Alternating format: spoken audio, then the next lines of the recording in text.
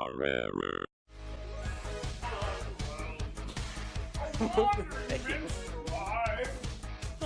La la la, you whore. Yeah, give me your phone. Come on, man. Because you're already distracted by it. How am I distracted You by didn't even watch the movies. We gotta jump in and talk about them. I didn't watch the movies because of this. Give me. Yeah, we know. You didn't watch the movies because of that. No. Yeah. Yeah. I was busy with life events. You could have fit in Iron Man at least. We also would have accepted this is not the reason that I did not watch the movies. That is not the reason I did not watch the movies. Well, it's too late now. You're just repeating what I said. Oh my god. Yeah, because you're too busy looking at your goddamn phone. Yeah. I like talking to ladies. No, you don't. You like looking at pictures of them on Instagram going, oh, First she's of all, that pretty. was an actual picture of a woman that I was talking to. Oh, she's pretty. She is pretty. I heard that like 5 times in a course of 30 seconds. If you were in a court and like sitting there and they were like trying to ask you questions, you'd be like, "Oh, this one's pretty." Javi, can you please, Yeah. Sir, if you could just put down the phone and just put your hand on the Bible. Yeah. No, I've got the Bible app right here. I'll just put it on my phone. Does that work? Ladies and gentlemen, welcome to the We Are Air podcast. Oh, we're This starting? is you son of a gun. Where it's a podcast. I gotta restart again. Jesus. Anyhow, yes. Podcast. Ladies and gentlemen, welcome to the We Are Wait, we're Air. starting again? God Oh, damn it. are we No. starting? We already started. You know what? We're going to start for the second season. Okay? Ladies and gentlemen, welcome to the We Are Air Also, now podcast. we're starting. Okay, we got it. You gotta let us know whenever we're starting it. Starting now. Now? You do the intro. Ladies and gentlemen, welcome to the We Are Air podcast. No, you do. I can't. All right, ladies and gentlemen, welcome to the We Are Air podcast. Ladies and gentlemen, welcome to the We Are Air podcast, This opening where we is an talk error. about movies and the such. And Whatever the fuck I want to talk about. and the such Wait. and the so on. Oh, you know what? Fuck it. You do it, Duck. All right, we're good to go. This is season 2, the very beginning, and we are excited to start again, and I am fucking mad excited about this week's topic. This is Duck. I'm here with Jake. and Javi. And ladies and gentlemen, what is the We Are Air podcast? It is a podcast where we talk about movies, entertainment, whatever the fuck we want to talk about. And this week, we're going to start with movie news! Movie news! Do Whitley Wong. Whitley Wong. I love the Whitley Wongs.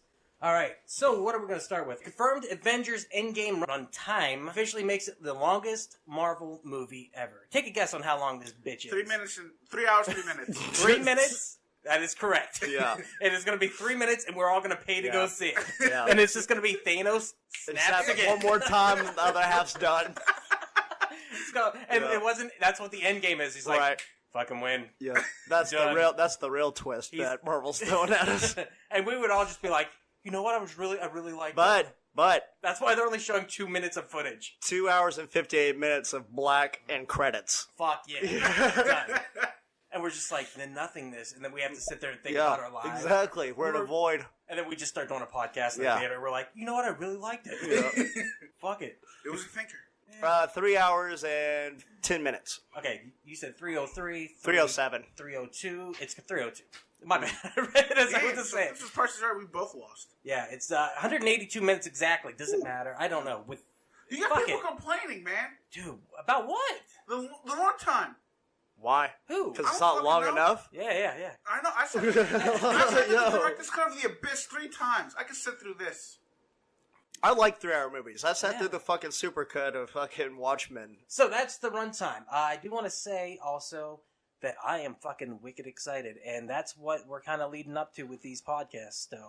So, Dun, Yeah. dun, dun, dun, dun, dun, dun, dun. and I teared up just a little bit as you did that, just thinking about it. Every time you hear it, man, it's Yeah. like fucking... It's grown on me. Yeah. Well, I was going to talk about it later, but it legit has grown on me. Oh, like, yeah. that theme is in the same So as Star Wars and powerful. fucking Yeah.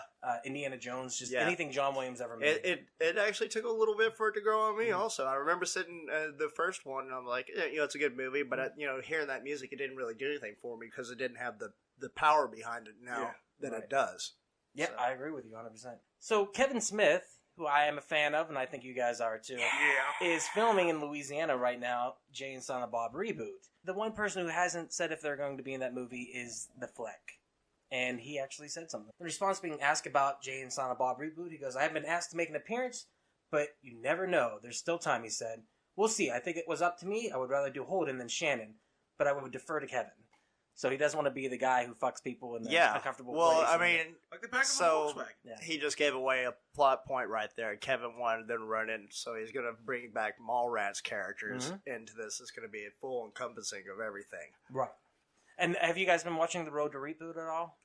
Here and there. Yeah. I haven't watched a lot of them. Every time he releases one, I check it out, and a lot of the stuff they're doing is interesting. Like, literally, the Girl Squad, they're doing that again. Yeah. But they're diversifying because it's 2019. Right. And the one girl is deaf. It just cracks me up. And, like, all that stuff that they're doing. So hopefully he'll come back. There was a couple years ago, somebody asked him a question about Kevin Smith. He goes, he's a true friend. I just haven't seen him. Evidently, they had this is drama that we don't need to talk about, but they had a falling out because Jennifer Garner hated Kevin Smith. Oh, wow. She just fucking despised him. Yeah, Kevin Smith has said in the podcast before, he's like, when I say his wife didn't like me, I mean his wife did not like me. And that's pretty much why we don't talk. He goes, but that is what it is. That's crazy. But they're divorced now, right? Yeah, so they can be friends again. unless she's gonna call him up and be like, what are you doing, Ben? Yeah. Nothing. I want you back. And then the fucking... Do you remember when Cartman had the Jennifer Lopez? Jennifer Lopez! The tacos and burritos! Oh my god. Dude, we were in high school, and I used to, all the time, I'd see Ben walking down the other way, I'd be like, tacos de kisses! Don't ignore me, Ben! Fucking love doing it. So, also, pretty much all of our news is going to be superhero news, as it always is, but we're going to continue with the Avengers kind of shit and go back forth. DC, Marvel, DC. Yeah. But Paul Rudd has revealed his secret to not aging. Let's face it, Paul Rudd hasn't not aged in 20, 30 years. Okay, so wait, is it vampirism or money? Or is it, that's what, he's drinking the money shakes? Yeah. That's the way to do it. I always think it's a painting somewhere of you that is very old. It's a Dorian Gray situation. You know about that. With your love of those books. Secretary. Yeah. I'm not even going to take the bait for this one. All right, fine. Just saying. Because that joke proves that you fucking knew what I was talking about the whole time. No. All you sons of bitches. So did you watch those movies? What movies? You know. Oh my god, let's move on with the movie news, please. He did not watch those movies. Those movies being Marvel Phase 1 that Doug assigned us all to watch. The other ones, he's definitely fucking watched. So wait, you weren't watching Iron Man, but you were watching Dorian Gray fucking get choked like that turtle. Smell the glove.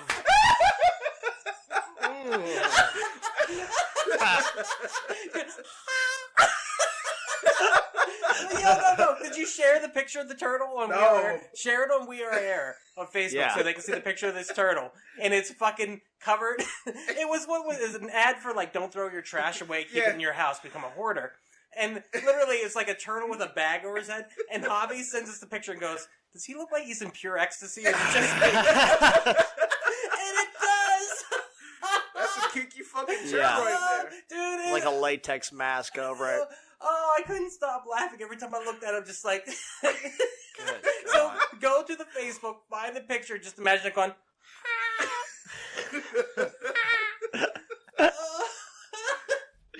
Alright, so the secret to his not aging, he says that... he goes, I'm 80 years old inside. So we're talking about Dorian Gray? Yeah. Paul Rudd, the Dorian Gray. He goes, I use a lot of moisturizer. I only bring this up to say, does anyone here use moisturizer? Yeah. It fucking works, doesn't it? Yeah. There's a Bill Burr skit about that. Yes. He's like, white people Yeah, didn't that's know the they were main actually... reason why. Yes. But before that, my mom used to do cosmetic sales, and she used to give me face lotions, put it on. Yeah. I was my face is itchy in the winter. Put your lotion on. Yeah. Oh, okay. Yeah, it fucking works, dude. Who knew? That's why I have a big thing of coconut butter back there. I'm talking like a jar. Your dick must look like it's 12. That has nothing to do with the coconut butter. It just never grew. Oh, sad. Sad. No, but it's like a young 12-year-old cock. Yeah, but it's pierced. Yeah, ladies. It's pierced. If anyone believes I'm going to have to pierce it this week. Actually, no, it's fucked up. It is. Actually, there was a, I guess from jerking off so much, I put a hole in it, so I can actually put a piece of jewelry in it if I want to. I used to do it all the time, now I think about it. Wait. I haven't thought about that in years. I gotta go get bar. Wait. He used to have his cock pierced. Oh, you used to have it? No, I never did. That's the thing. You wore a hole through your fucking dick from jacking it so much? I think happened because, a long time ago, a girlfriend went down on me. She's like, it's like a little hole down here. I'm like, what are you talking about? Yeah, it's a pee hole. What do you Yeah. She goes, no, there's another one. She goes, I think I can put jewelry through this. I was like, all right. And she did, yeah. So you're telling me that your dick has a stoma? I don't know what that is, but I guess. It's a smoker's hole. They get right here. That's when I come, it goes, ski, ski. You got a fucking dick tracheotomy. You've been a lifetime about to ejaculate. I would love to get fucking dick pierced. Though. Here comes the other money. than that. Why? Why wouldn't I? You wouldn't do it? Fuck no. You wouldn't do it? No comment. Yeah, he's got it. He knows. He knows what's up. Like I said, if it was a big dick, I'd get a fucking barcode on the side of it and scan that shit at the store and stuff like that, dude. Boop. Every time, be like... Walking through the fucking TSA. All right. Here it comes. I can't wait. Oh, it's going to be No, good. you're fine, sir.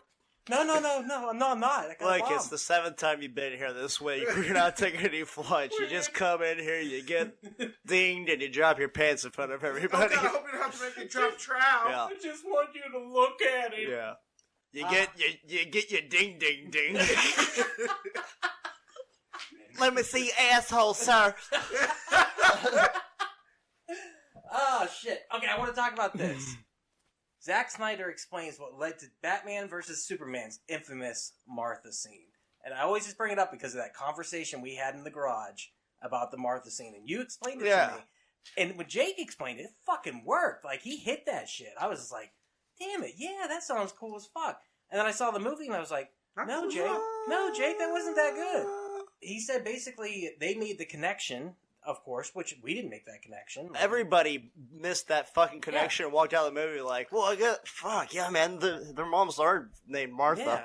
But it's not like enough to go like, that's why he switched over? It didn't because work. he heard the name? It Like- honestly just didn't work in the movie is what it was because I'm like... Oh, this on paper, it's great. Oh, yeah, but I was But like... you have that to shit's have so- all that backstory. The only other thing that bothered me about that scene is fucking Amy Adams runs out of nowhere and she's like, that's his It's his mom. mother. That's his mom. It's his Martha. And I'm like, what the fuck is this bitch doing here? Yeah. Like, and it looked like she ran a long fucking way. Oh, God. Like, evidently from fucking Superman, she got a little bit of that Superman come up in her and got a little bit of super speed. So he can fucking hear her underwater for miles away, go fly and save her, but he can't hear his mom going in a room in downtown That's true. fucking Metropolis. Like, what the fuck? What?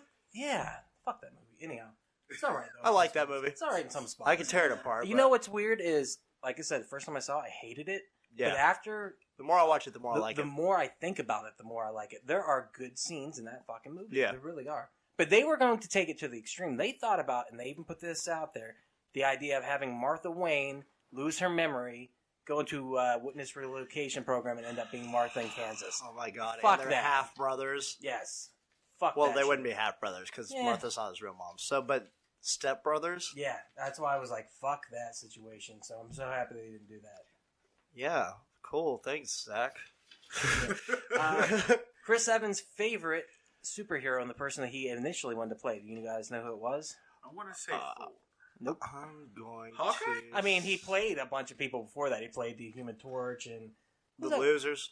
The Losers, yeah, That's which was DC, based on right? that was based on a comic book. What else? He was he was Push. Casey Jones in the animated movie for the TMNT. Yeah. He originally, and he said this in an interview. He said, "When I was growing up, I liked things like Looney Tunes, and I would have to say Batman." He goes, "I mean, you look at those Michael Keaton movies; those are pretty big. So yeah, I'll say He Batman. would make a good Bruce Wayne. Wouldn't So he? if he fucking dies out at the end of Endgame, Wouldn't he that can be step crazy? in line to fill in for the Batman coming up. That would be fucking And dope. he's good enough that I think he could play as a completely different character. And Oh, move it all yeah, on. definitely. It was in fucking Not Another Teen movie. Yeah. Have you ever seen that? Oh, yeah. Like, love so that if you movie watch so that, much. you watch him now, like, obviously the guy's got range. Oh, yeah. Like, so. And the thing is with Captain America, his sense of humor, he does not bring. That guy is witty as fuck. Yeah. And like, you can see the charisma. I don't know how he does it. Personally, he doesn't really pull it back. He just plays it different. Captain America, Steve Rogers, is a character he's playing. Yes. Because you see him in anything else, like, that guy can go places. So, a third Bill and Ted movie has been confirmed. Did you guys I saw see the video. that? I saw the video, yeah. What do you guys think? Are you excited about that? Yeah, I think it'll be good. Bill Well, and it comes Ted. out, like, August. 2020. Oh, okay. But I'm still. pretty sure Keanu Reeves is not aged because Alex Winters looks old. Yeah, he looks like Hey, the old Keanu- grandma from Bill and Ted 2. And Keanu Yeah, Reeves he just does. Keanu Reeves still looks the same, just with facial hair. Yeah, but It's once gray again- facial hair Gray now. facial hair. That's because he drinks the blood of Paul Rudd. That's right. I couldn't even get it out. Yes, sir. Him Nailed and it. oh god. So yeah. So sorry, that makes me so happy. Also, anytime Alex Winters comes up, watch the movie Freaked. Just watch it. Freak. Go look on YouTube. You can find it right now. It's on actual. Yeah, it's on Freaked YouTube. is one of the best fucking movies ever. If you've never seen it, you've got to watch it today. Period. Done. When I was a kid, that Zygroth movie scared the 41. shit out of I me. heard that shit was lethal. I love Sidequest 41. Yeah. When I was a kid, that movie scared the shit out of me. I thought it was like a legit horror movie when I was a kid. Oh, dude, It was a legit. Did it make you Yeah. scared? Yeah. Yeah. That it was a legit But horror then when movie. I got older, I realized, oh, this is At the end, when she's like, "I'm gonna drink Yeah. your blood." The part that always scared me is whenever they went to the Elijah C. Scruggs like Museum of Oddity and Freaks or whatever, and they had the petting zoo, and then they had the heavy petting zoo as the guy making out with the goat on the couch. Like, I was like, oh, I like what was it?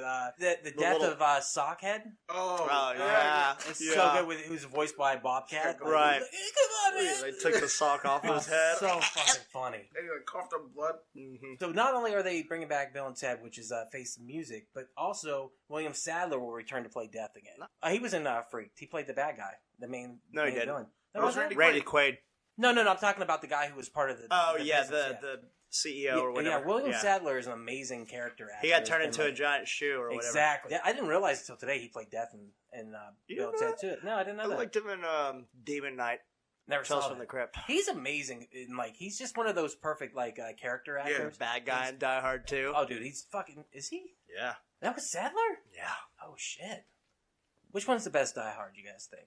Die Hard. 3.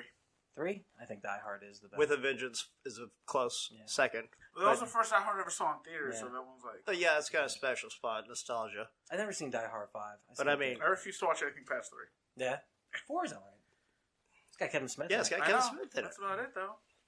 That can't be its only saving grace. Speaking of which, who are I mean, they? it is. I think that they should get him to play Rufus now. Not Rufus, surely, but maybe the son of Rufus. Why wouldn't you get Kevin Smith to play that part? George Carlin would be fine with it. Oh, yeah. Dude, that would Definitely. be fucking awesome. Yeah. And the way he looks now. Yeah. But I really think that would be killer if they got Kevin Smith to play Rufus. That now. makes total sense. I didn't even think about there it. was I was actually wondering how they were going to do it without George Carlin, but then I just thought, well, they're probably going to fucking Princess Leia it or fucking Grand Moff Tarkin it or something. Well, they say that they're going to pay homage to him at the end of the movie, to the point where somebody said when they read the script, the way they do it made them cry. Oh, okay. So, like, the ending shit. paying Good. homage to Rufus will be the big thing that happens. That's why I wondered, like, in the back of my head, I'm like, they haven't announced what's going on. They've always said they'd probably do the daughter, and that was the version that they would do. But I think Kevin Smith, that would be, like, the perfect continuation of that. Plus, man, the fan cred on that. Nerds love him. So Yeah. you add that to it. Just another reason to see the movie.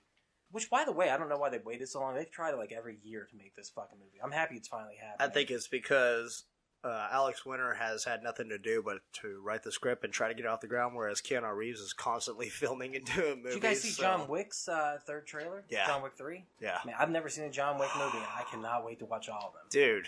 Fucking The John Wick can't movie, wait. I don't. It's weird how both of them have become so fucking legendary so quick. Yeah. Yeah.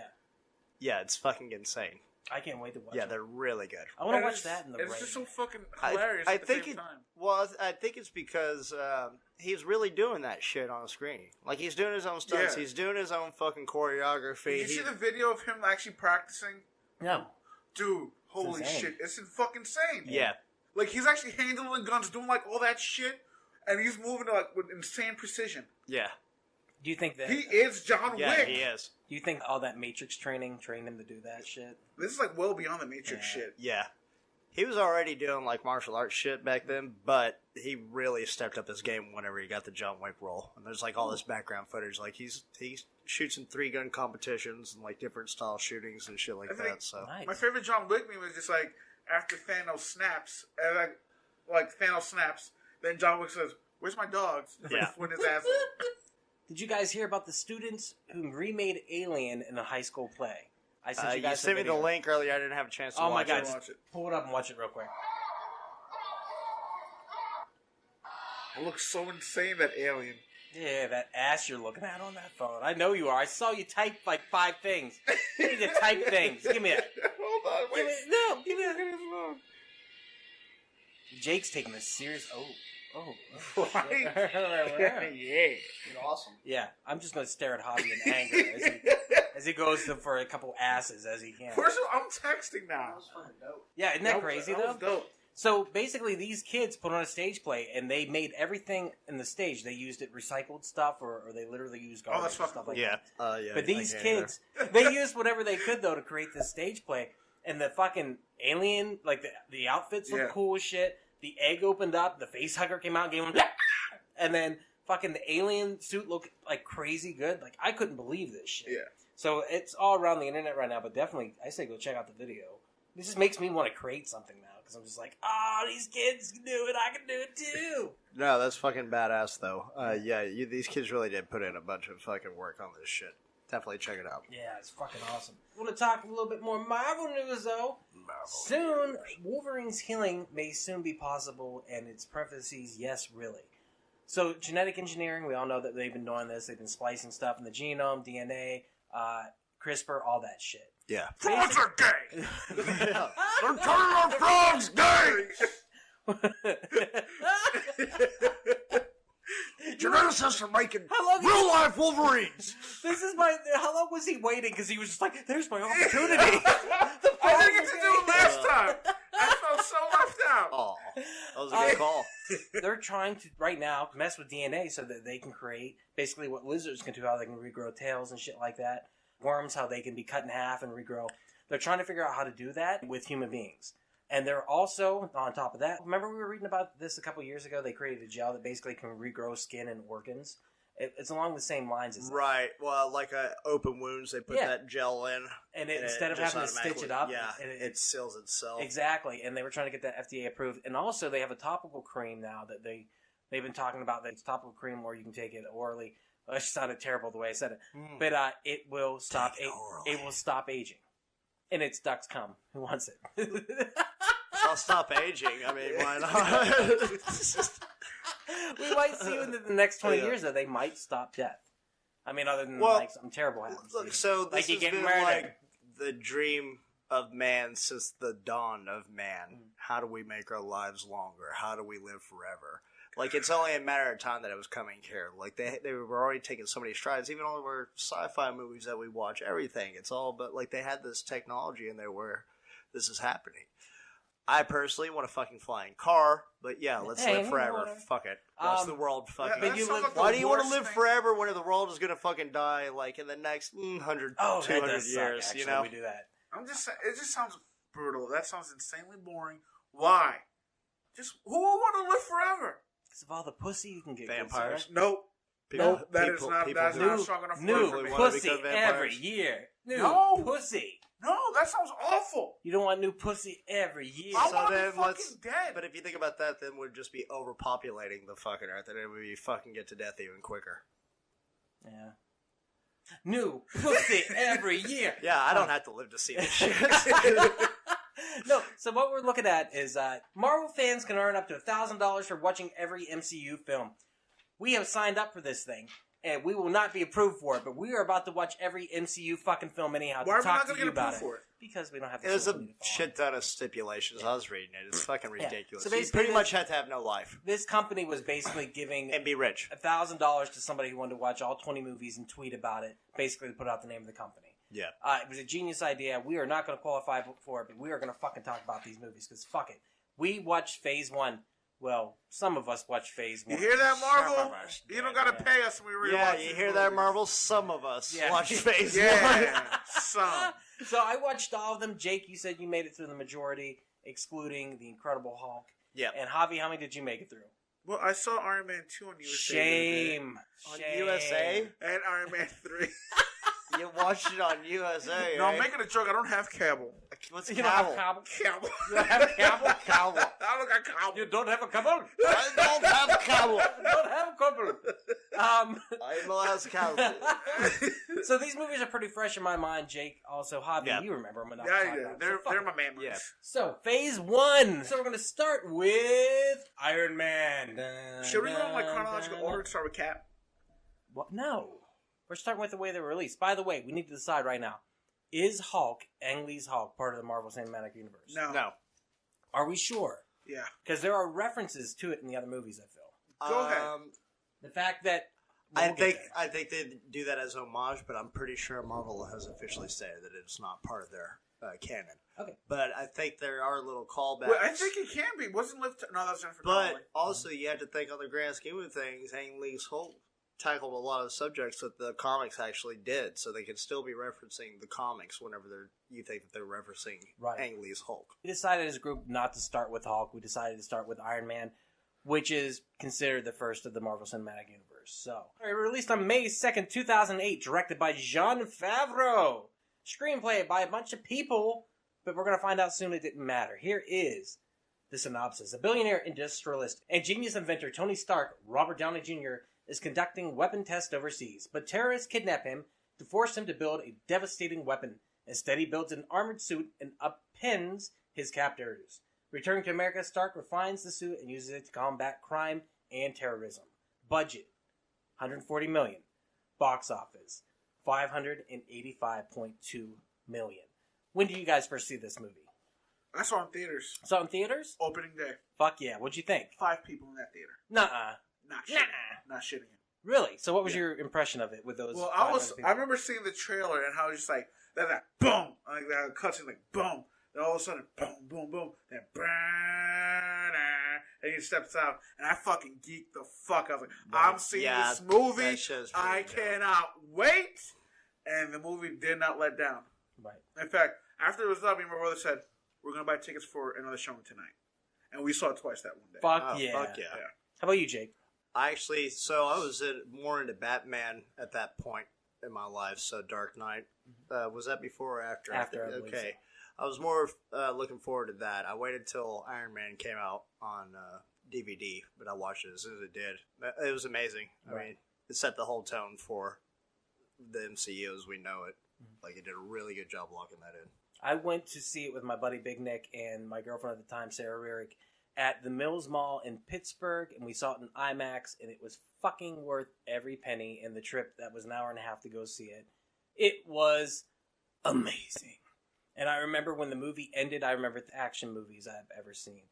And I will contend to this day, having rewatched it recently, it is one of the best action movies I've ever holds up seen. so fucking well. Wow, is that a good fucking movie? RDJ fucking stole that shit. That was his renaissance. That's what started it. Yeah. Absolutely. And they did not want him. They did not want to cast him. You got to remember, at this time, Robert Downey Jr. was known for being a druggie, for like stumbling into people's houses in the middle of the night and falling asleep on their couch and stuff, to the point where they did a Saturday Night Live skit on TV Funhouse about the fact that him and Anne Heche and somebody else would just wander into people's houses and fall asleep in their shit. I remember, like, he was in Saturday Night Live in the 80s, which no one really remembers. In the 90s, he did movies. I think he won an Oscar or got a nomination for a movie he did in the 90s, but at that point, Chaplin. Chaplin, where he played Charlie Chaplin. Yeah. And after that, it just was all downhill for him. And by that point, they didn't want to cast him. Well, this is drug and alcohol abuse. Right. But yeah, he was in a good handful of movies before that downfall also. Right. Like some decent But flicks. he was down and out. Like, and they did not want to touch him. Marvel did not want to touch him. They wanted to go with a no-name actor. And that movie had been in production for years. Like, I remember reading news about that forever before it came out. Like, I think it was Tom Cruise and Leonardo DiCaprio. Yeah, so Tom Cruise is who they're really wanting, I believe. They made the right choice. Oh, I agree with you. What, y'all think it was a Kiss Kiss Bang Bang that kind of restarted that? I totally forgot about that. Yeah. That kind of like relaunched him back to where he needed to be. They get wind of this shit.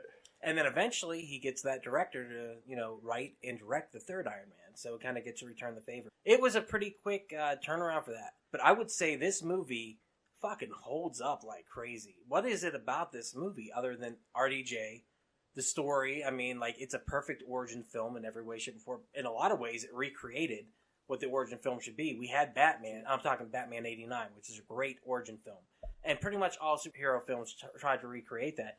And until you get Iron Man, you don't get the perfect origin film, I feel like. That movie is tight. Yeah, well, I mean, it's got the direct arc the way that's supposed to be. Mm-hmm. You got the person who has it all, loses it all, has to get it all back, and redeems himself to become worthy of, the powers that he has. And for me, what was interesting is how much they delve into the life of the Playboy. And could they do that now in the Me Too era? Could they really do that character again? I don't think they could. I don't know. Honestly, because he was very trifling in this movie. Yeah, dude, he's got like his stewardess on the plane or like stripping on the stripping pool and like And he gives no fucks. Oh, there's women who come up and go, remember me? And he's like, I don't remember you. Like, he fucked that bitch. He fucked her mouth, and he doesn't remember her. Like, that's what that implies. Like, he fucked her mouth. Like, oh my god, it's crazy. Oh, maybe she roofied him then. Oh, yeah, inverse. Oh, good point. You remember me? And then she's the real villain. That's how they get away with it now. And as he leaves, and then she gives the squinty eyes, and the sinister music hits.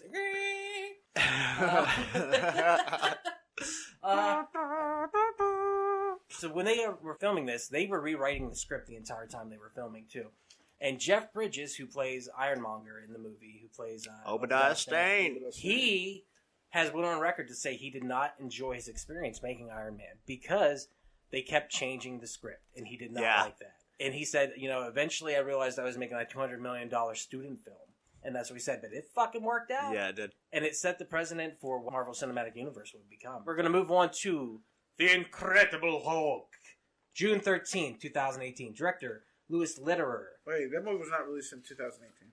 Oh, 2008. That's what I meant to say. But the alcohol, I think, took effect. That was quick. The synopsis. Scientist Bruce Banner, played by Edward Norton, desperately seeks a cure for the gamma radiation that contaminated his cells and turned him into the Hulk.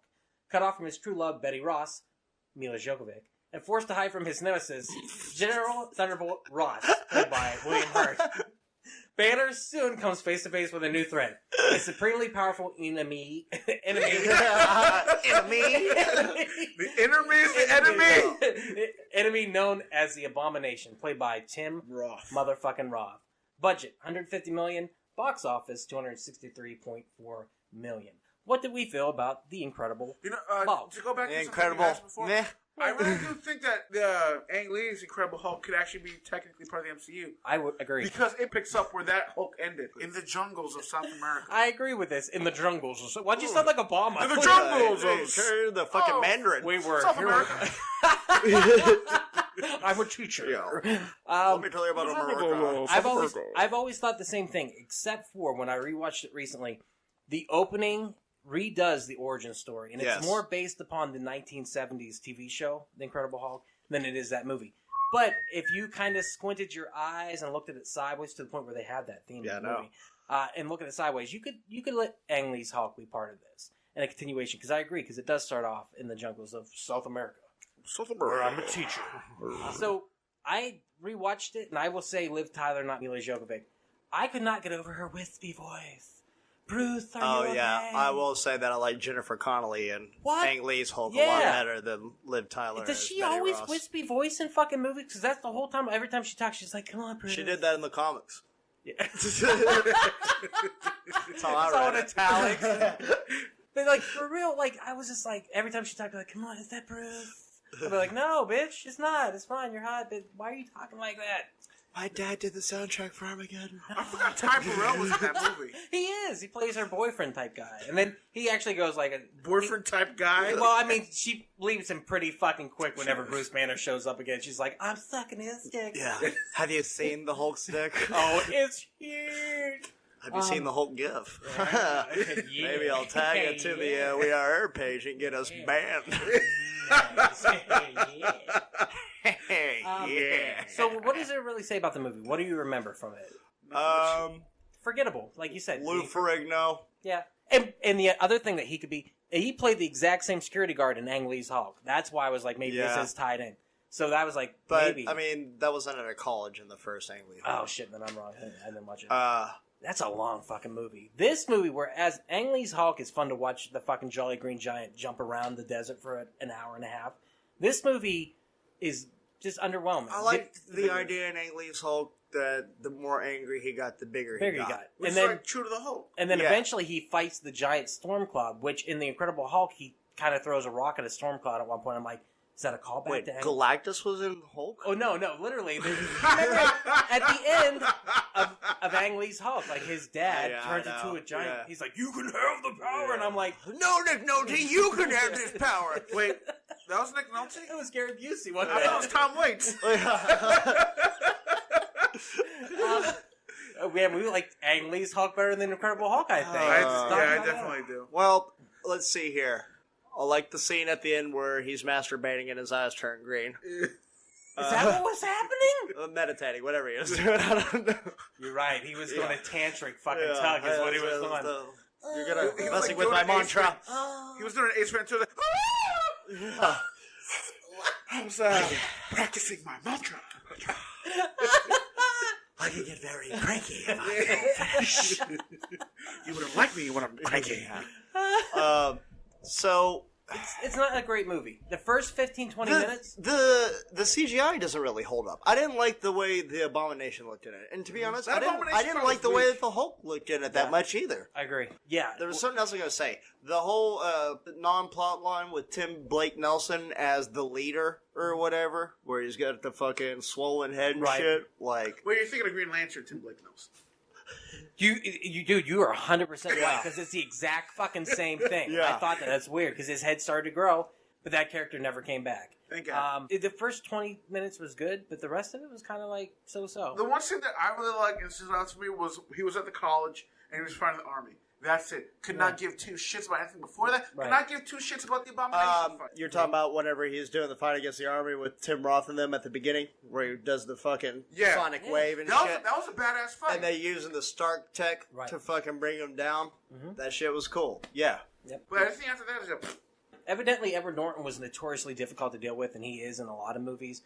I like Ed Norton, but I understand the hate that he gets from inside of Hollywood also. I've heard the horror stories, how he fucking... He's a bit of a diva. And, he goes in the editing room and fucking... Well, he rewrote the entire script for this movie. He did that with most of his fucking movies. Exactly. But he didn't want to do press for it. He was like, I want my name taken That's why he decided he did not want to continue being the character. That's what he says, is he did not want to do the press cycles, and he didn't want to be involved with one character for a long period of time. Yeah, that's how he spun it.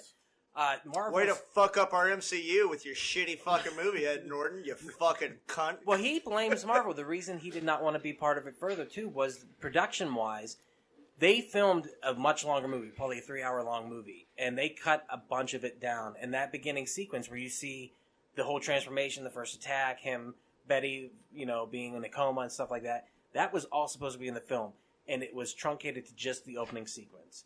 Which I'm watching and I'm like, there's some cool stuff here, but I'm like, it works better as an opening sequence. Like I said, first 20 minutes of that movie works, but somewhere along the line, it just falls apart. That I would say it's the opening with the shot of the drop of blood. That was pretty cool.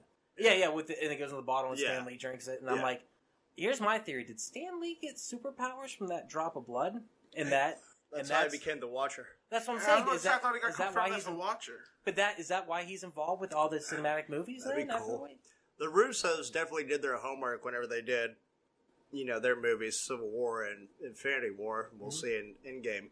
But I like how they have a lot of explanations for a lot of these things tied into that movie. But I will say this. Ed Norton, just like Brie Larson, does not belong in a Marvel movie. I agree with They don't fit in. No. I think that it could have worked, but Mark Ruffalo is way better. Oh, and initially, that's the definitive Hulk. They say that they wanted to get him originally, but then the studio went for Edward Norton. So Mark Ruffalo was supposed to be originally cast. I think that's why they went back to him, hopefully. Well, Mark Ruffalo is actually able to act, and he's very dynamic, and he's engaging, even just as regular Bruce Banner.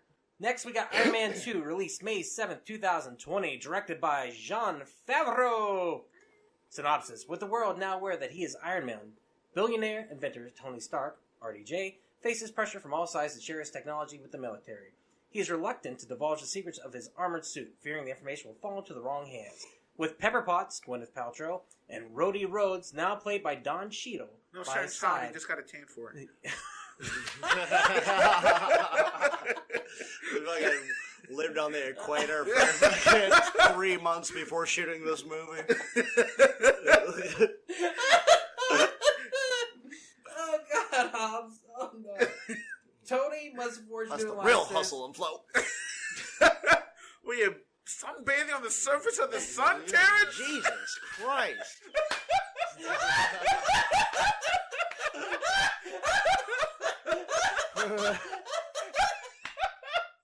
Got him. Nice. All right. Tony must Heroes forge new alliances and confront a powerful new enemy, which will be played by Mickey Rourke. That's Okay, right. so you didn't write these synopsises, No, did you? No. Budget $200 million, box office $623.9 million. Okay, let's talk about it. Terrence Howard is out. Don Cheadle is in. How do we feel about the change? I like the change. Better. You like it? Yeah. Okay. He's a better fit. We can talk about the reason why, and Terrence Howard has talked about it at quite an extent. Basically, he was paid $5 million for the first movie. Oh, is that all? Our DJ was paid $500,000 for the first movie. When they got to Iron Man 2, they wanted to bump up Robert Downey Jr.'s salary, and they wanted to take Terrence Howard's salary down to $1 million. He made an agreement that the first movie would be $5 million, the next movie would be $8 million, the movie after that would be $10 million. Because he said, no, I'm not going to do that. They first initially started writing out Rhodes as a character. They weren't going to do War Machine. And then they're like, well, we can just get rid of you. Robert Downey Jr. is the star of this shit. And Robert Downey Jr. didn't say anything about it. And Terrence Howard has been pissed at him ever since. Well, you know what? A contract is a contract. It is. So And that's they the way had to that I pay like it. They made plenty of money off that first one. So I kind of see where he's coming from. But do I think he was a good roadie? Yeah, maybe. But He's okay. Don Cheadle stepped in where he should have and made the part his. And that was the other thing. Jon Favreau did not like his... he's went on record saying he did not like the way he played the character Okay. in the first movie. Jon Favreau even called him a diva. Yes. Yeah. And that's the thing is I kind of always thought he was a little bit bland in the first movie too. I like Don Cheadle replacing him. I like that scene where he's like... He shows up and he's like, I wasn't expecting you. He was like, I'm here. We're doing this. Mm-hmm. And it just literally said to the audience, we have changed the actor. Deal with it. I thought that was kind of cool. That's a very fucking smooth line. Like, so subliminal. Yep. Just I'm here. We're doing this. Let's go. How do we feel about the movie, Iron Man 2? It was okay. Better than Incredible Hulk. See it in theaters? No. Not this one either. Nope. Okay. Out of the 3 Iron Man movies, it's definitely the weakest. Yeah? Yeah. You feel like it's the weakest link? I like it more on this round. And here's my problem was, and I guess evidently Jon Favreau had the same problem. I didn't like how they implemented all the S.H.I.E.L.D. shit in this movie initially. Black Widow was fine, but I thought Nick Fury kind of took me out of the movie a little bit. I was still thinking about the standalone stuff. I wasn't looking at the bigger picture. Yeah. And I still feel like it was handled a little haphazardly because of the exposition dump Nick Fury does in the middle of the movie. But they should have saved it for Captain America. Yeah, looking at the bigger picture of the Marvel Cinematic Universe, it works. Not as well as it should, but it does work. Jon Favreau had big issues with Marvel doing that too. That's why he ended up leaving and not directing for the movies with them. Yeah. Because they said, we're doing this. You don't have a choice. We're adding these characters in. We're building towards something. Because the big thing was at the ending of Iron Man, it was just a little, Easter egg thing. They had Samuel L. Jackson play Nick Fury at the end saying, we're putting together a team. Right. And they knew that there was an inkling of an idea. They didn't know it was going to become the biggest fucking franchise ever. Yeah. But there was an inkling of an idea. And what's amazing is you get to the end of the Avengers and they actually say at the end of that, Nick Fury has a line, something about, we didn't know it was a fact, but it was a promise. But he's speaking about the Marvel Cinematic Universe. Yeah. He's saying, we didn't go on faith, but we went on our promise or something. I can't remember what the line was, but I was like, holy shit, that's cool that they kind of did that. Yeah. The movie-wise, like you guys said, not the best, but not bad. I mean, in comparison, watching it back, it's still fun. It's action-packed. You get the promised War Machine coming in. Popcorn movie. Absolutely. Yeah. There is character development. They do a little bit of the Hell in the Bottle storyline where Robert Downey Jr., because he is Iron Man. Iron Man, Tony Stark ends up drinking a little bit, and they show that there was a really big storyline where he became an alcoholic and had to leave the suit. And so that's kind of cool that they did that. They pulled from that. I will say this. Okay, so there's a lot of things I do like about the movie. I'm a big fan of the old school silver and red armor. Mm-hmm. That's just it. Like, that suit was fucking badass. Like, what, the Mark II, I guess, is what it was? Yeah. Or, no, Mark III. I think they went Mach 1, and the Mach 2 is the silver and red armor. Mach 3 is what they have in this one, which is silver and gold. No, silver and red. Silver and red, yeah. Yeah, all silver and red. That shit was badass. The scene where it's in the briefcase where he could just fucking put his hands in there and fucking puts it on, like, that was fucking dope. The cherry blossom scene at the end, whenever him and War Machine are taking out all the fucking Justin Hammer fucking Iron Man. you brought up something perfect. Hammer, played by Sam Rockwell, was amazing in this movie. Yeah. To the point where he almost should have been the bad guy. He should have had more, like, his character should have carried on I to be the wanted more antithesis. Sam Rockwell, yeah. He should have been a part of Iron Man 3. He should have been a part with Loki in trying to fucking take everything down in fucking Avengers. I agree with you. Bring him back. Yeah. His charisma is through the roof. You love to hate him. He stole every scene he was in. Oh, everything. And he just shows why he is one of the best character actors out there. Like, he's amazing. And, like, the more he's on the screen, the more you love to hate him.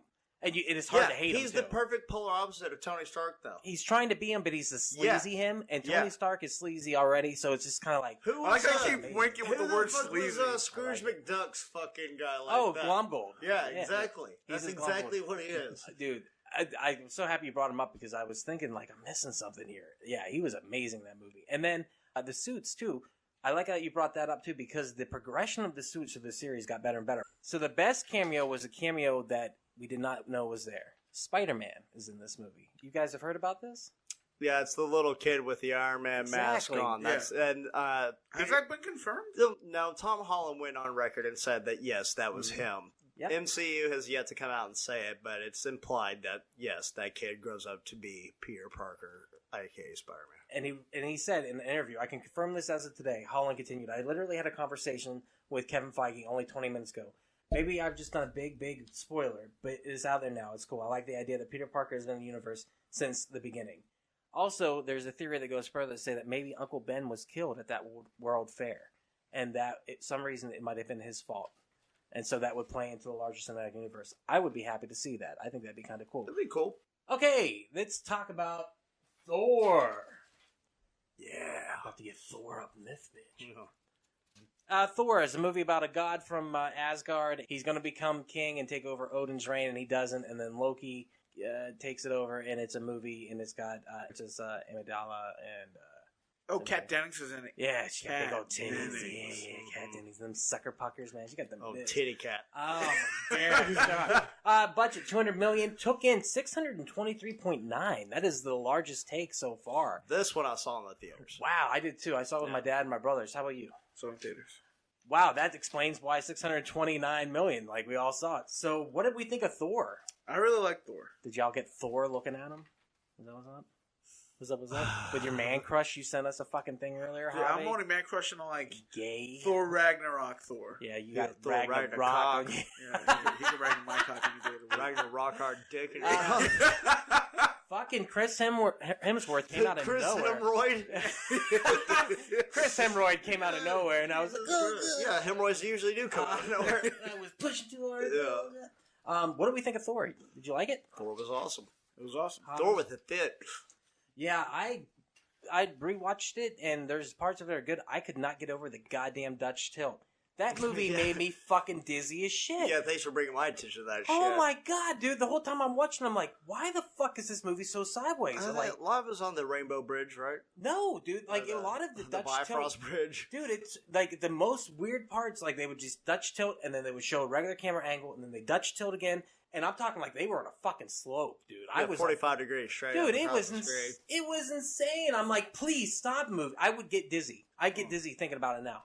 You know what a Dutch tilt is, No, right? I do not. 1966 Batman, whenever they would show like half the thing, like, imagine you look at me right now. Now go like that with your vision. Oh, shit. That's a Dutch tilt. Like, it looks like they're on a slope. It's weird as fuck, They dude. did it in the Batman movies also. Yes. Yeah, and the Schumacher ones. Big time. Oh, fuck. Terrible. I get why he did it. There were a couple of scenes where it worked, especially when they were in the throne room. But other than that, directed by Kenneth Branagh, who is... Gilderoy Lockhart from Harry Potter. Yeah, great actor. And a great director, too. I mean... I don't understand what he was thinking, though. But the movie does have that Shakespearean... That's probably what he was thinking. Batman used to do this. I'm doing a comic book movie. And the Shakespearean side of it, there is a lot of melodrama in this movie. It's like Hamlet. A lot, dude. Yeah, and exactly. Yeah. That's why they got him. And they play it up, and there's some overacting. Like, at one point, Odin just goes, "How!" Yeah. And I was like... yes! Well, you are a cruel and rude little boy! Yes, but it was good, though. Yeah, it was. Well, Anthony Hopkins can overact pretty easily. Oh, dude, yeah. But he's still great. Oh, shut the house, huh? He brought his A game, dude, in a big way. The movie, the Asgard stuff, if you watch it, you see how much of that actually does play into the cosmic design now. I was blown away by looking at it now. and being like, wow, Guardians of the Galaxy actually stole a lot from this concept design for Asgard here. Yeah. This is nuts. Asgard, yeah. Asgard. That's where you would like to go. Other than that, the post-credit scene was directed by Josh Whedon, which connects the Avengers to this movie. But do you guys have anything really to add on Thor? It's all right. It's a pretty good movie. I enjoyed it way more than Incredible Hulk. Maybe Definitely enjoyed it more than Thor 2. Yeah, we'll talk about that when we get to phase 2, my friend. The scene where they're in the town in Arizona, New Mexico, or whatever, and his brother, like Loki, sitting down that fucking metal guy that was at the beginning that Odin used to take out the fucking frost giants. It's called the whatever Defender or something like that. Yeah, that fucker was badass. Well, okay, so in that scene where Lady Sif, fucking, you think that she kills him after fucking stabbing him through the back, and he shuts down, but his entire body turns around in pieces. Right. That was fucking cool. Yeah, like, you're just fucking, he was able to just, like, move without moving, and then just came back in and just started fucking everything up. And then whenever Thor got the hammer back, everybody thought it was, like, an incoming meteor or whatever. Shit was dope. And you brought up a good point. Loki. That was the other thing that works in that movie. Tom Hiddleston was great. He killed it. And to the point where, like, that's the first villain where you're like, holy shit. He auditioned as Thor, though. Exactly, originally. And he ended up getting Loki instead. Yeah. But it works. Thank God he did, because the relationship between them. Odin. Yeah. Thank you. Praise Odin. Odin. Thank you all. And he goes, and he turns the frog gay. But wow, Loki is an amazing villain. You feel for him, like you see those shades of light and darkness. Blue. Like the whole time that he's the whole time though. Frost giant. Oh, you're right, and it does play like I forgot about that shit. I forgot that. Well, I didn't forget he was adopted, but I forgot that he was a frost giant, and the fact that he kind of turns on his own people. Like a frost giant dwarf. But why I thought does it he was get like one of them elves. what? No, he's a frost giant. He was a baby. He was stolen from the frost giant. Yeah, but he wasn't like a full size frost giant baby. Yeah, it was like the size. They put him in a small cage. He didn't grow big enough. Right. He goes to the size of his environment. But he's amazing in that movie. In that you wanted to, like when he dies at the end, you know he's the bad guy, but you like I remember being in the theater and being like, he died at the end. Oh my bad, did I give that away? Fucking spoilers, My bad. goddamn. My bad. Wait till we get to Avengers. You're gonna be shocked. Don't. Well, anything else to add in Thor? The blonde eyebrows. Thank God they got rid of it. Yes, you were right. I forgot about that. The dyed beard, the dyed eyebrows. That looked. It was a bit much. It took a little bit away from it. Very much so. I saw that like brought up on a BuzzFeed article. Then when I saw it, I'm like, well, watching clips on YouTube, like that is really distracting. Yeah, and it just takes it really away does a pull. lot. But they're like, well, the guy he has brunette hair naturally. I mean, you look at Thor now, and his shit is like just dirty blonde or whatever. Exactly. But yeah, it takes away a little bit because Like, especially on the close-up scenes, and you're seeing him talking to Jane. And he's like you'll be watching, so you're into it. All of a sudden, He's got an albino thing going on with the eyebrows. It's kind of freaky. I agree with you. Well, he needs the red eyes. But he very much talks in that verily speak in that movie a lot more. Another. Yeah, the another. I like the I need a horse. Yeah. When he goes in like we got dogs and cats. He goes, give me one big enough to ride. I was like, yes. But I will bring that up. That brought a lot of humor to the Marvel Cinematic Universe. Oh, also, let's talk about this. They also specifically state that magic is a form of science in the movie. You were right. Magic has played a huge fucking part in these later Marvel movies whenever you get to into Phase 2, Phase 3. But they explain that he's like, here on Earth, you call it magic and you call what you know science, but where I come from, they're one and the same. And that was so smart for them to do that, because I remember being in theater thinking, like, that's perfect. Like, that is a simple explanation of something that's too difficult to explain in any way, shape, or form. And you're bringing in all these fantastic elements. And it makes sense. Our human brain wouldn't fucking understand it. So, yeah, it really goes, you go, oh, okay. And they say, you buy it. They're like, well, they're like gods. So suspension they're not of gods. disbelief. Dude, it's such a smart way to do that. Yeah. And it has helped them tremendously. They bought themselves so much goodwill with that one fucking line, sitting in front of that fire with the cuddle scene. Yep. Right? And Kat Denning's sweet tits. Oh, gosh, she's rocking tits. Let's have another shot, y'all. Let's have another fucking shot. Let's do it. Another. Good. This is like 90 proof house. That is far-fetched. You're far-fetched. Say that again. They're fighting again. You fetch farts. You fucking fuck. Next, we're going to talk How do you about... like that for alliteration, you asshole licking A-faced fucking ass? That's easy for you to say. Yes! Oh! Boom. Bird! Let's easy with the salute there, Duck. All right. Captain America, the First Avenger. Director, Joe Johnson. It is 1941 and the world is in the throes of war. Steve Rogers, played by Chris Evans, wants to do his part to join America's armed forces, but the military rejects him because of his small stature. Finally, Steve gets his chance when he is accepted into an experimental program that turns him into a super soldier called Captain America. Joining forces with Bucky Barnes, Sebastian Stan, and Peggy Carter, hottie pants. Captain America leads... Peg me, Carter. Oh, Captain America leads the fight against the Nazi-backed Hydra organization. Budget, $140 to $216.7. Evidently, Joe Johnson doesn't want to tell us. Yeah, it costs in that range. Box office, $370.6. So this is the second lowest. Wait a second. What was the range of the budget again? 140 to 216.7. That's a very specific amount that what it ranged from. I think it started off at 140 and then ended up at that. A lot of movies do that. They add on money to the production. I don't get it. I want to say, first of all, using the sepia tone throughout that whole movie, giving it that classic picture or old picture was a genius fucking move. The fact that they kind of sky-capped in the World Tomorrow, a lot of the World War II shit made it look a lot like over-exaggerated, comic booky. Like super stylized. So much of this movie reminded me of The Rocketeer, which also Joe Johnson directed. Whenever they went to the World's Fair. Yes. That amazing. But like that whole shit, it looked like what people pictured the future to look like in 1940. Right.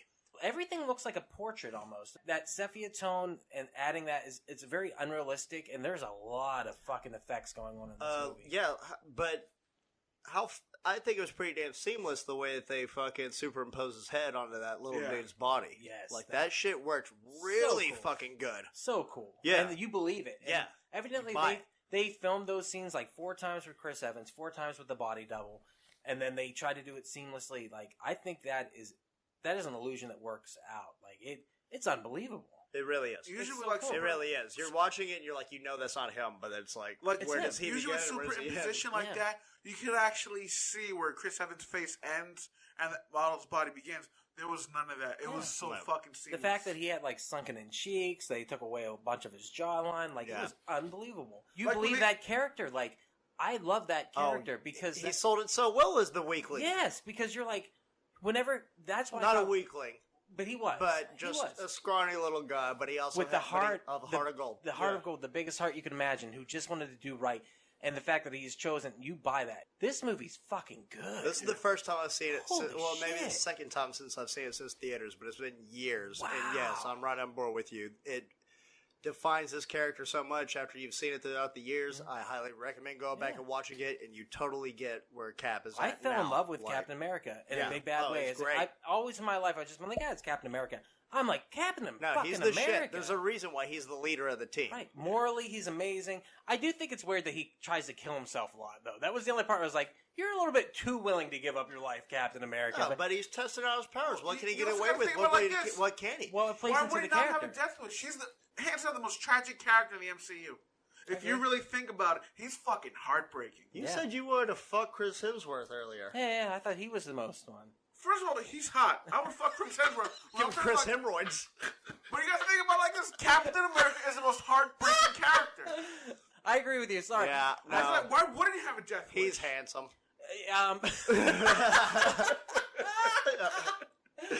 But what I like about I like what you're saying about him being a character who's willing to die for anyone and for the right cause. Well, for the right cause, exactly. But they touch on that in the movie before he even gets the serum. Stanley Tucci fucking comes in and he tells him like, "This is the reason why you're getting this. I don't want to bully." And because of small man with a big heart. I forget the line, but he you get what I'm says saying. because at the end, whenever you're grateful for it when he's dying, he points to his heart. His heart. But And he had that conversation with him before he gave him the fucking serum, and he said pretty much like, a guy who is given this power is going to use it for the right reasons, whereas somebody already had this power and expounded upon it, they would use it for the wrong reasons. So good, dude. It's so good. The fact that they build that up. everything's earned in that movie. Every scene's earned in that movie. It's so fucking Are you ready for this? Good. Also, whenever they find the Tesseract, Hitler's top 3 generals come in to talk with Red Skull. And he pulls out the Tesseract and they say it's magic. He's like, magic? I don't expect many of you to understand, but yeah, whatever. He's saying the same fucking thing that Thor did. This isn't magic. There's a science behind this, but you just don't comprehend it. Yeah. I still want to know, did this movie ever touch on how Red Skull ended up in fucking Vormir? Yes, because the Space Stone, he touched it. He physically touched it, and he wasn't strong enough to physically touch it. So it transported him. Transferred him there, and he was forever stuck as the keeper of the Soul Stone. The stone itself, the Tesseract, banished him. Because he was corrupted, and it said, fuck you. So yeah, he wasn't worthy to touch the whole of the stone. Not only did it transport him to Vormir, it also gave him knowledge of everything? Well, so many people have come to get the stone, is what he said. I'm destined to lead people to something that I can never have. Because he didn't love anyone. He also said, like, in Infinity War, he's like, I'm also cursed with the knowledge of, like, everything. Because he knew his parents and shit. Knowledge, because in Avengers, the scientist guy from Thor says, it showed me so much. Yes, and he goes, he's exactly right. He didn't even touch the fucking Tesseract, and he fucking learned so much from it. God damn, good fucking pull. Seriously, though. Jesus. No, that's really fucking... That's how much they fucking tied this shit together, though. Like, that's so insane. Good. That's what I was talking about the Russo brothers, paying attention to prior fucking movies. Well, let's talk about Captain America. My favorite scene is whenever he's getting beaten down by the bully, when he's scrawny Cap. And I could do this all day. I could do this all day. That is probably my favorite line out of the Marvel Cinematic Universe. I love the fact that he has that as a character. He just wants to do what's right, and he doesn't like bullies. And he says that. He goes, I just don't like bullies. Yep. He goes, you want to kill Nazis? And he goes, I don't want to kill anyone. I just don't like bullies. Yep. That defines what this character is. And that's when he decided to give him the super soldier serum. Right. The other thing is Bucky. That character, Bucky was a sidekick of Captain America, but making him his best friend in the movie, I think, which is a through line throughout the Captain America movies and the Avengers, was a genius. You see why also, like I said, if you go back and watching it, you get more understanding. Like, damn, Bucky took care of him. Yeah. Right.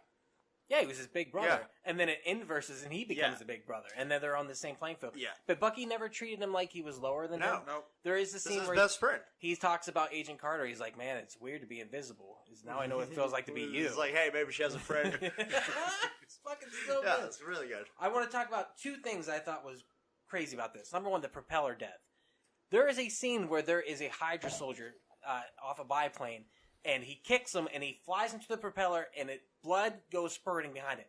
How the fuck did they get away with that? I saw this scene. I know you talked about it, and the first thing that came to my mind first, because I hadn't seen it, Indiana Jones. Yep.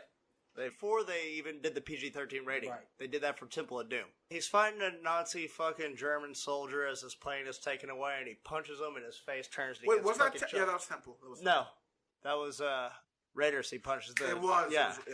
Raiders, and he fucking punches that dude into the fucking propeller blade. Do you think that was a callback to Indiana Jones? Because this movie feels like Indiana Jones. Gave a little homage, but then I watched the scene. It's two completely different references, and he's on a plane, and they're in the fucking air, and like going up in a fucking straight up. Yeah. He kicks him down, and he falls down the propeller. But it's the red mist thing. You can show so much blood. They didn't show like too much gore, but you got the idea of what happened. They didn't actually show it, but they got the fucking red mist. So it wasn't like blood splurt and everything like that. Well, they didn't show the face of the character either. No. Those characters were completely like masked up.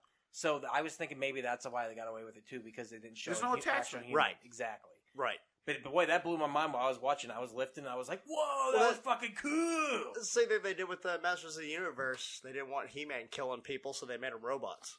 Oh, they did that with the Turtles too. Yeah, That's why the Foot Clan was robots. Yeah, fuck yeah. There's also at the beginning of the World Fair, they show a superhero costume in like a tube. That is the original Human Torch, is what that is. I thought that was a pretty cool reference. Yes. Because I'm sitting there going, what the fuck is that? Which, by the way, Chris Evans played the Human Torch in the Fantastic Four movies from Fox. The comic that they hand out is the actual #1. They took Bucky off the cover. Yeah. I thought that was really cool. the musical scenes where he's going out at the USO show. It was really good. I thought that was fucking amazing. The costume was fucking spot on for what it should have been at that fucking time. I like that costume better than the Avengers costume. I really do, 100%. Oh, the stage costume was better than the Avengers costume, but his costume in this one, both the army helmet with the fucking Captain America shirt on, the leather jacket, dope. I'm telling but then you. the one where he gave us I got some ideas for the suit. That is like the definitive Captain America fucking shit. Dude, I think I legitimately love this movie. That scene where he burst into the door with the shield and the fucking pistol. Bah, bah. Oh my fucking god. It's a tight movie. Everything's great about it. There's just enough tension. There's a love interest. The fact that he gets made out with the big titty bitch from Game of Thrones, I was like, that's crazy. Everything and up to the end. And the through line of him always ready to sacrifice himself for others. Yeah. When he sacrifices himself at the end, I was thinking like, this is the only movie where the superhero dies at the end. For all extensive purposes, he dies. He is dead at the end of that movie. He would have died. I thought that was great. And I didn't like when I originally saw it, the future where he gets woken up in the present, stuff like that. I kind of like it now. Though. Yeah. No, it makes total sense. One more thing. Tommy Lee Jones. Amazing. Yep. Yeah. Oh boy, Tommy Lee Jones is fucking great. He was so good at the end. Whenever they're heading towards the plane and she kisses him, and he looks at him and goes, "I ain't gonna give you a kiss." Yeah, dude, I fucking love it. Oh my god, he was so good. I was actually hoping there was some way that we'll see his character again because it was just 100% Tommy Lee Jones. Oh yeah, well, they great, very well can, especially if they're doing time travel. God, I hope so. Thank you for bringing that up. Thank you. I hope that he promises to meet her at the dance, and I think I sent you guys a text. You told me, I know for sure. If he gets to go back in time at the very end, and this is how they get rid of Cap, they let him go back to the very beginning, meet her at that dance that he set up at the end of that, I will cry like a bitch in the theater. Yeah. I will cry like a bitch walking out of the theater. I will cry like a bitch coming back in my place. Would you laugh your ass off if they sent him back to right before he got the super soldier serum? The guy's punching him again. Hey, thanks for all your help, Cap. You're welcome. Dude, I hope that's what they do. That's the perfect way to end. Oh yeah, that's a great. Especially that's how the movie ends. Him dancing with her. Yes, that's how you. And that would even open the door for a brand new Captain America that's been trained by the original Captain. Dude, no, Bucky becomes Captain America. Well, that's the thing. They're going to be doing a Falcon and Bucky TV show for Disney Plus. Is what they're doing. Maybe at the end of that, they'll decide who the new Captain America is. Because they both were eventually in the comics. And Hugo Weaving has gone on the record saying that he did not enjoy being in this movie. No, he did not. He did not enjoy the makeup. He did not enjoy the character. He did not enjoy anything about it. What? Because he's not on a year in fucking New Zealand with fucking Peter Jackson? But you know what? Honestly, he did kill it as. He did. He was awesome, but great. He didn't reprise a role in Infinity War, so that's not him. That's a different actor. I forget his name, but he did a damn good job of Is it not Hugo Weaving? It's not Hugo Weaving. Is that his name? Is that the actor? Not Hugo Weaving. Hugo Weaving.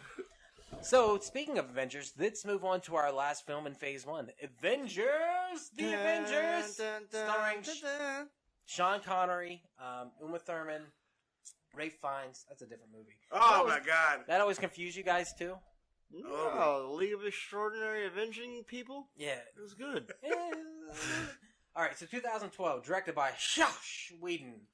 When Thor's evil brother, Loki, Tom Hiddleston, gains access to the unlimited power of the energy cube called the Tesseract. The energy cube! I was hoping somebody heard that. Nick Fury, Samuel L. Jackson. Fuck you, Javi. Fuck you. It's almost as good as Bill. Nick Fury, Samuel L. Jackson, director of S.H.I.E.L.D., initiates a superhero recruitment effort. I can't even talk. You almost got it. So close. All right, hold on. Initiates a superhero recruitment effort to defeat the unprecedented threat to Earth. Joining Fury's dream team are Iron Man, Captain America, the Hulk, Thor, the Black Widow, and Hawkeye. Fuck you, Javi. Budget $220 million. God damn it, we forgot. Hawkeye. First appearance of Hawkeye and Thor. Oh, yeah, and Thor, that's right. Oh, yeah. I thought it wasn't until Phase 3 that they started kind of introducing characters early, such as Black Panther and Spider-Man. They had been doing it. So, in the theaters, watching Thor, that scene where he's up there fucking on the fucking Eagle Eye post, waiting for Thor to come get the hammer. You see him run into the fucking room, and he reaches for a rifle, and the camera pans up, you see a bow and arrow, and the fucking crowd lit up because they all fucking knew it was Hawkeye. They're like, "Fuck yeah!" I'm like, dude, that was fucking badass, man. Really good. Nice. Yeah, and he had a couple one-liners in it. It was pretty decent. Yeah. Eventually, he's like, I think I'm starting to root for this guy. I was like, exactly. That was like, okay. It did feel like it was tacked on, but then at the same time, the way they filmed the scene, it worked because a lot of the view you see is from his perspective. Well, it made sense with him being a S.H.I.E.L.D. operative also, why he would be there. And like I said, introducing him and introducing Black Widow and Iron Man 2, it was kind of cool that they did that and then gave him a bigger role in this movie. Well, I mean, and also at the end of Thor, they say Thor will return in Avengers. Right. So, boom. So budget, $220 million, box office, $1.519 billion. This movie made gangbusters! Oh, yeah. This movie was insane. I want to say, the first time I saw it, my ex-girlfriend, the one nice thing she ever did for me, other than let me fuck her in the ass the last time I fucked her, was she said whenever they did the scene where they panned around the group of them at the end where they're fighting the Chitauri, and like she said, I looked over at you and you look like a little kid watching a movie. She goes, "You saw all of them on screen for the first fucking time." It was so cool, dude. I remember just being like, you pretty much had my reaction to How to Train Your Dragon 3 trailer. Yeah, but I didn't want to jerk off. God damn it! Way to fucking ruin everything. A little bit. Sorry, guys. How did you guys feel about this movie when you saw it? And I know you saw it in theaters. Yes, we did. Yeah. Fucking geeked the fuck out. I could not take it. Yeah, it was so fucking good. Nerd overload. Yeah, I think Josh Whedon is the way they should talk. Watching that movie again, I'm like, this is the way the Avengers were meant to He set the pace, but I like what the Russos are doing. I do too, but his words, the way he writes, his quips, all the stuff, every single joke in that movie fucking hit when I saw it. Even watching it today, I was just like, holy fuck, this is good. Very well put together. That movie, I would call it the ultimate background sound movie. Like, you could put that movie on, or if you're flipping through channels and it's on, I guarantee you're going to watch it. Yes. It's like, this is what I'm doing for the next 2 hours. Right. Well, yeah. Well, here's my afternoon. I did want to mention, though, in Captain America, they didn't show him unfreezing until I think they do a flashback in this movie of showing him on ice. You guys know that's a real thing now, where they can bring people back from the dead. Yeah, frozen. Yeah. There's actually this service. I think it's in the UK, where like you'll sign up with them, and they said the hospital will call us 5 minutes or like within an hour before you die, because technically you're still alive even after you're technically dead, and they'll come in, put your ass on ice, and then when they find a cure for whatever kills you, that's where Disney's see if they can bring you back. Right. But also there was a woman who was flash frozen, leaving her car like in night in like the 80s, like mid 80s, and she was only like a few hundred yards away from her friend's house, and her car broke down. She was frozen in like an hour. They found her like 17 to like maybe a day later, completely frozen. Unfroze her, no loss of brain function, everything else. She completely fucking went back to normal. They thawed her ass out. She was frozen fucking solid. She still lived to tell the fucking tale. There was a guy in Pennsylvania that it happened. He went out with some friends, fell into a fucking snowdrift after he was drunk. 24 hours later, they found him. He was frozen. They brought him back to life. He was fine. So, yeah, that's fucking insane. Yeah. Wow. That's a different fucking podcast. I know, that is, but I thought that was so cool. That is very intriguing, because I want to delve into like how your fucking whole heart and your aging system slows down. Well, they have the cryogenic freezing now. You can literally go down the road and do that, where they freeze you for 30 seconds at a time, and it's supposed to slow down the aging. Yeah, I got one actually. Joe Rogan talks about it. I got one right next door to my fucking apartment. I think we're going to do it next week. Yeah, the cryo freeze? I'm not playing. I'm just waiting for it to snow. I'm just going to jump in the drift. I'm going to wait for there to be a massive fucking storm and hope there's a power outage whenever I'm frozen. I'm just gonna get a bunch of ice cubes and sit in the tub and go, I'm de-aging. So back to the movie. I mean, when you saw it, what did you think the first time? Other than the nerdgasm. It was the greatest thing ever. Seeing all my favorite superheroes that I've come to like love and really enjoy their movies all in one fucking movie, all in the same scene. I'm almost with you. Edit Batman in there too, like in the background, just chilling. He's right. Yeah, but still, that would be good. Yeah, and I love that. Like fucking, they made Bruce Banner a lot more badass. To me, I found that they found him more menacing as regular Bruce Banner than they did the Hulk. Well, that scene with Black Widow meeting him. in the beginning. Don't lie to me! So they do like some little subtle fucking nuances there. And she says something to him about, whenever he tells about trying to kill himself. Mm-hmm. And the other guy spit the bullet out. Yeah. And she goes, she said something. That was a badass thing. And he said, she said something, and he's like, well, some people don't get what they want. And he's rocking a baby carriage. Mm-hmm. Saying that he wants a fucking child, but he can't have a normal life. Like, it's just little fucking subtle nuances like that. But then, where he's like, answer me! And then she's automatically... And he's like, I'm just testing you. Everybody's like fucking closing in on the fucking hut already. They're like, this guy is gonna fuck things up. The fight with him and Thor inside the fucking helicarrier. I saw that fight the other Holy day. shit. And that starts what we eventually get in Ragnarok. They pay off. That relationship of the competition, fuck you, but I like you, competition bromance. Yeah. I'm stronger. No, I'm stronger. Yeah, no, I'm stronger. No, whenever they jump into the building at the end, they're just standing there for a second, and he punches them. I'm like, fucking awesome. He's trying to pick up Mjolnir, and he tears through the ship, not moving it. That's how fucking strong he is. He's fucking pushing holes into the bottom of the fucking helicarrier. And let's talk about Ruffalo. Like you said, you liked him better than... To me, he's always going to be Banner. Oh, yeah. How about that design? That Hulk design that goes back to the classic Hulk look? Yeah. Fucking done. Also, Lou Ferrigno and Mark Ruffalo co-voiced Hulk. That's right. Awesome. Yeah. That is awesome. Yeah. I love the design. I think this is the Hulk that we wanted and needed and finally sold that character. Well, especially whenever they get to Ragnarok. But yes. I was watching this thing the other day on YouTube. It was like, I remember when I saw it in theaters, I was legit scared in the whole Black Widow Hulk scene where they were in the carrier and she was like having to hide from him. Mm-hmm. And like, for some reason, it just like kind of like creeped me out a bit, just seeing him run. And she running, she's like, and he's just tearing through all the doorways. Yeah, he just gives through no his shoulders. fucks. Yeah. Oh my god, that's the best Hulk, hands down. But then that whole scene following that, them falling to Earth, and fucking Iron Man comes down. So they got a fucking Mexican standoff going on between them. Thor is talking to Loki. Iron Man just takes him out of nowhere, throws him into the wilderness there, and then they start fighting. And then Captain shows up. Cap shows up, yeah, and that's what it is. And then that's the first. I think the fact that they had them fight each other, which is what you wanted to see, was really great to show that each of them had a confrontation of some sort. They weren't going to be a team that worked together. And also, not one is necessarily stronger than the other. Right. They all have their own strengths of why they're able to take on these people because of these combined strengths. And like I said, there's no weak link in that dialogue, that Josh Whedon dialogue. It's fucking amazing. I mean, Robert Downey Jr. steals the fucking show. But for me, this movie works on the merits of every character has just the right amount of character building. There's not a loose end there.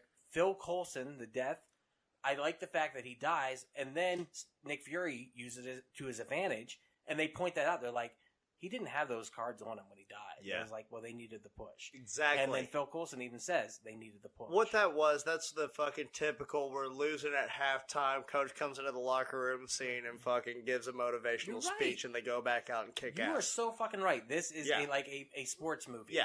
That's seriously. Actually, it is a lot like a sports movie. Holy fuck. Wow. So, they're down and out. And I want to mention real quick, we forgot to mention the glue of the phase one was Coulson. Agent Coulson. Oh yeah, man! I don't recall not hearing a single gasp. Like everybody gasped in the movie theaters whenever they saw that he fucking died. They're like, like because of the whole relationship that he's like the wrangler of all the he's Avengers. Like the liaison, exactly. He has a good rapport with Pepper Potts.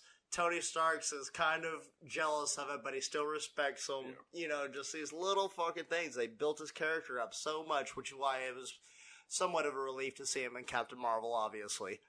Right. Nobody watched Agents of S.H.I.E.L.D., so they don't realize that he's still...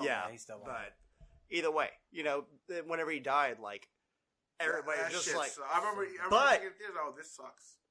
Loki goes on his fucking villain rant... Mm-hmm. And he monologues. Yeah, exactly. You caught me monologuing, you son of a bitch. Yeah. Coulson caught him monologuing. It's true. He monologues so much in that fucking movie. When doesn't he monologue? That's true. But I like him, and that's the thing. I think that's part of it because he wants you to think that he's doing this, but he's the god of mischief. Yeah. He's tricking you the whole fucking time. Picking him as the villain, which I guess was what Marvel wanted to do the whole time. They didn't know they were going to They didn't want to do that the whole time. They didn't realize until they saw Thor. And they realized how good he was. Yeah. But they didn't know they were going to do Thanos either at the end of that. No. It was Josh Whedon who said, we should have Thanos at the end of it. Well, we're already building towards the Avengers. Well, I mean, they have a enemy with no face in this movie, pretty much. The Chitauri. Who gives a fuck about the Chitauri? But dude, so good. Let's talk about that final scene. That is the most epic battle scene. Jesus Christ. The final battle in New York.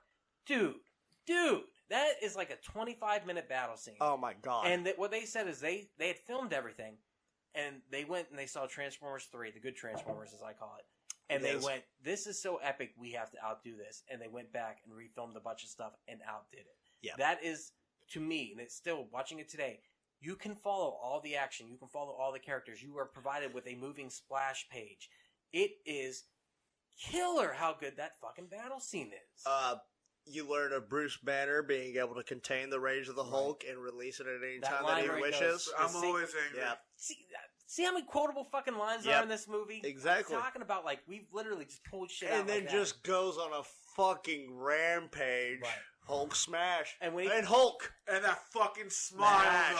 And Hulk smash. Yeah. And, and then whenever he takes Loki and he does that thing, and then the callback. Yes, the Loki fucking thing. Whenever he says No, wait. Walking away. Puny God. Yes. Yeah. Oh my god. So good. And then when they do it in Thor Ragnarok, when he smashes them the exact same way. Even before that, Robert Downey Jr. We have a Hulk. Yes.